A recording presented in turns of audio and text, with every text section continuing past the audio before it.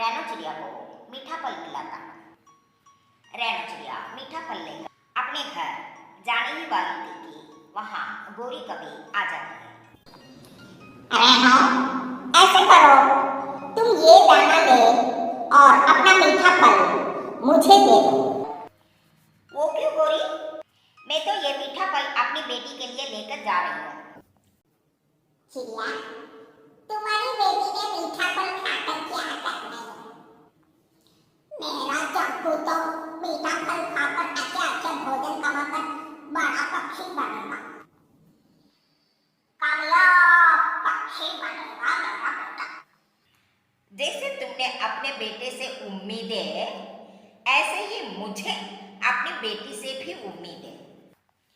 मेरी बेटी जंगल का नाम रोशन करेगी और एक दिन मेरी बेटी भी कामयाब पक्षी जरूर बनेगी। देखूंगी मैं भी जिस दिन तुम्हारी बेटी पहाड़ पर उठाएगी। चिड़िया अपने घर, गोरी कभी अपना दाना उठाकर अपने घर चली जाती है। गुड़िया बेटी, लो भोजन कर लो, आज मैं आपके लिए मीठा फल लाई हूँ। मम्मा, अभी मेरी एक असाइनमेंट रहती है, आप फल रख दे, मैं बाद में खा लूंगी। बेटी, खाना टाइम पर खा लिया करें, कैसे भी कमजोर होती जा रही है आप। मम्मा क्या करूं, पढ़ाई बहुत ज्यादा होती है। इधर जग्गू कौवा अपनी मम्मा का लाया हुआ दाना उठाकर दूर फेंक देता है। ये कोई खाना है? रोज रोज सूखा दाना खाकर मैं थक जा रही हूँ। बेटा, अभी सुबह नाश्ता में अंडा ऑमलेट, बादाम और फल खाए हैं ताकि तुम अच्छी तरह पढ़ाई कर सके। ऐसे ही दिन गुजरते के जग्गू तो स्कूल जाने के बजाय सारा दिन अपने दोस्तों के साथ खेलता रहता। लेकिन रैनो चिड़िया की बेटी अपनी पढ़ाई दिल लगाकर करती थी। एक दिन जग्गू का स्कूल बैग फट जाता है। मम्मा, मेरा स्कूल बैग फट गया है, मुझे नया बैग ला दे। छोटी चिड़िया की बेटी के पास नया स्कूल बैग था। मैंने कल देखा, आज रास्ते में उसे छीन लेना, ठीक है? ठीक है मम्मा, मैं ऐसे ही करूँगा। फिर जब दोपहर को गुड़िया स्कूल से वापस आ रही होती है, जग्गू कौवा गुड़िया को रोक लेता है। जग्गू, तुमने मुझे क्यों रोक लिया है? मुझे घर जाने दो, मैंने घर जाकर अपना होमवर्क करना है। हाँ, मेरी मम्मा कहती है कि तुम पढ़कर अपनी मम्मा की तरह गरीब की गरीबी रहोगी। ये तो वक्त ही बनाएगा। लाओ अपना स्कूल बैग, मुझे दो। नहीं दूंगी। तो मैं छीन लूंगा। जग्गू आगे बढ़कर गुड़िया का स्कूल बैग छीन लेता है और उसकी किताबें निकालकर फेंक देता है। जग्गू, ऐसे मत करो, मेरी किताबें फट जाएगी। जग्गू गुड़िया का स्कूल बैग ले जाता है और अपना फटा हुआ स्कूल बैग वहां छोड़कर जाता है। गुड़िया रोती हुई अपनी किताब फटे हुए बैग में डालकर घर चली जाती है। गुड़िया बेटी, क्या हुआ? आप रो क्यों रही हो? और आपका बैग कैसे फट गया? मम्मा, उस जग्गू के बच्चे ने मेरा नया बैग मुझसे छीन लिया और अपना पुराना बैग छोड़कर भाग गया। मैं अभी जाकर गोरी को बताती हूँ। मामा चिड़िया उठती है और गोरी कभी के पास जाती है। गोरी, जग्गू कहाँ है? मेरा जग्गू बेटा घर में है, बताओ क्या बात है? जग्गू मेरी गुड़िया का बैग छीन कर ले आया है। उसका नया बैग छीन कर उसे अपना पुराना फटा हुआ बैग दे आया है। ये सुनकर गोरी कभी हंसने लगती है। बड़ा सियाना है। मेरा बेटा फटा हुआ बैग दे तो आया है।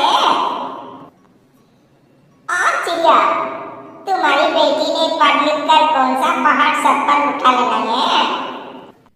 गोरी बहन, आप हर समय यही बात करती है। जो मर्जी कर लो, देखना एक ना एक दिन मेरी बेटी बढ़ेगी भी और कामयाब पक्षी भी बनेगी। चिड़िया वहां से चली जाती है। ऐसे ही वक्त गुजरता रहा। गुड़िया अपनी पढ़ाई दिल लगाकर करती रही। गुड़िया रात देर तक पढ़ाई करती और गोरी कवि का बेटा हर दिन कोई ना कोई नई शरारत ढूंढ लेगा। एक दिन गोरी कवि का बेटा जग्गू कौवा स्कूल में ब्रेक के टाइम गुड़िया की किताबें बैग से निकाल लेता है और जाकर नदी में फेंक देता है। मेरी किताबें कहाँ गई? टीचर जी, किसी ने मेरी किताबें चुरा ली है। तोता टीचर सबसे पूछता है, टीचर, हमने नहीं चुराई किताबें।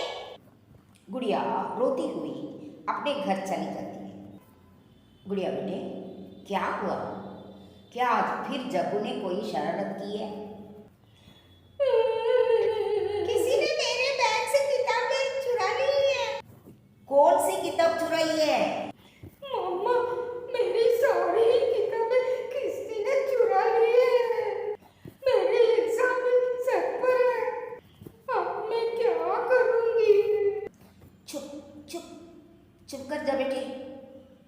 ऐसे रोने से क्या होगा? मैं कुछ करती हूँ। मामा चिड़िया अपनी अलमारी खोलती है।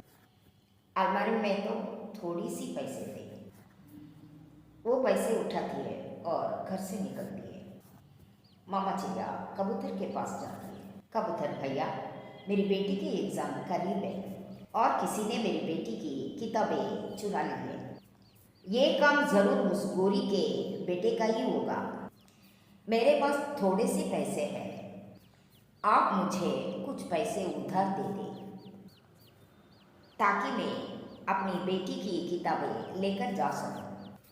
मेरे पास कुछ पैसे पड़े हैं जो मैंने घर के किराए के लिए रखे थे, वो आप ले जाओ। कबूतर अपने घर जाता है और वो पैसे लेकर रैनो चिड़िया को दे देता है। कबूतर भैया, आपका ये एहसान मैं कभी नहीं भूल सकती। चिड़िया बहन, मुसीबत में पड़ोसी एक दूसरे के काम आते हैं। मामा चिड़िया किताबों की दुकान पर जाती है और अपनी बेटी की नई किताबें लेती। किताबें लेकर मामा चिड़िया घर चली जाती है। इतनी सी बात थी, लो आई अपनी बेटी की नई किताबें। मामा, पता है आपके पास पैसे नहीं थे। न जाने कहाँ से लिए होंगे आपने। ये बात छोड़ो, मम्मा सब कर लेती है। लो किताबें और अपनी पढ़ाई शुरू कर। गुड़िया खुश हो जाती है। जो मेहनत करने वाला हो उसे आगे बढ़ने से कोई नहीं रोक सकता। मामा चिड़िया अपनी बेटी की पढ़ाई के लिए दिन रात काम करती है। मामा चिड़िया बाजार में सब्जियां बेचती। मामा चिड़िया तोतों के खेतों में काम करती। एक दिन ऐसा आ ही जाता है कि जिस दिन गुड़िया पढ़ लिख जाती है, गुड़िया फर्स्ट पोजीशन में अपना एग्जाम पास करती है। दूसरी तरफ गोरी कवि का बेटा जग्गू कौवा एक नंबर का चोर बन चुका था। वो कभी किसान के खेतों से मक्के के भुट्टे चुराने चला जाता, कभी किसान के घर से रोटी चुरा लेता। गुड़िया पढ़ लिख कर बहुत बड़ी डॉक्टर बन जाती है और जंगल में अपना अस्पताल बना लेती है। कबूतर भैया, ये रहे आपके पैसे। रेनो, मैंने वो पैसे आपको लेने के लिए नहीं दिए थे। मुझे अच्छी तरह याद है वो दिन कबूतर भैया। अगर उस दिन आप पैसे ना देते तो मेरी बेटी आज इस काबिल ना होती। शाम के बाद जग्गू कौवा उल्लू राजा के घर में चोरी करने चला जाता है। उल्लू राजा की आंख खुल जाती है और वो जग्गू कौवे को पकड़ लेता है। उल्लू राजा जग्गू कौवे को मार मार कर नीचे फेंक देता है। काले कौवे, उल्लू राजा के घर चोरी करते हो? अब कोई भी कौवा मेरे घर में आने की हिम्मत नहीं करेगा। गोरी कौवे रोती हुई आती है और जग्गू को उठाकर गुड़िया के अस्पताल में ले जाती है। गुड़िया जग्गू का इलाज शुरू करती है। गुड़िया, गुड़िया बेटी, किसी भी तरह मेरे बेटे जग्गू को बचा लो। आंटी, मैं अपनी पूरी कोशिश कर रही हूँ। मामा चिड़िया भी वहां आ जाती है। गोरी, देखा प्रकृति का न्याय। तुम कहा करती थी कि कौन सा मेरी बेटी ने पहाड़ सर पर उठाना है। आज तुम्हारे बेटे के जान मेरी बेटी के हाथों में है। चिड़िया, मैंने जो किया बहुत बुरा किया। समय लौट नहीं आएगा। मुझे माफ कर दो। गुड़िया, मेरे बेटे को बचा लो।